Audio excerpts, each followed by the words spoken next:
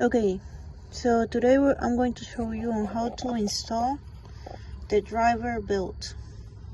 You have two belts, this one below, and I'm below the DRB, sorry. I'm below the lawnmower, so you will see this right here. So this is the first belt. This you have to remove it first. In order to do so, there is a spring at the back, well, at the front of the lawnmower, that you have to push and then release. And so basically one person will push that spring, that rotator that has a spring, and then the other person will take this off. Once you do that, then you have to remove this metal right here. This hold this rotator, so right now it's not moving. Whenever you take it off, it will move to your left, to your right or left.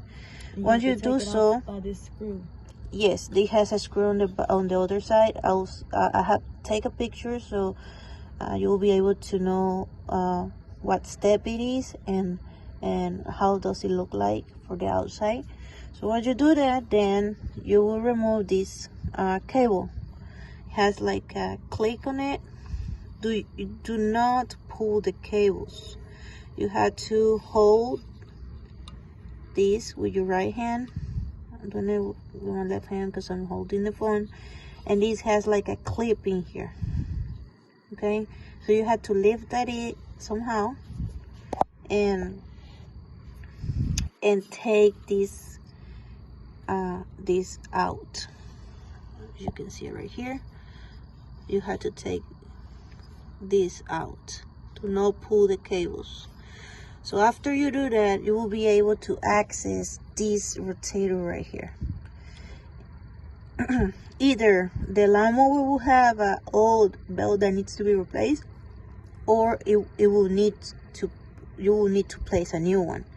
If so, then this will be loose. You will be able to move it a little bit right to left. Now it's very tight because it had the belt on.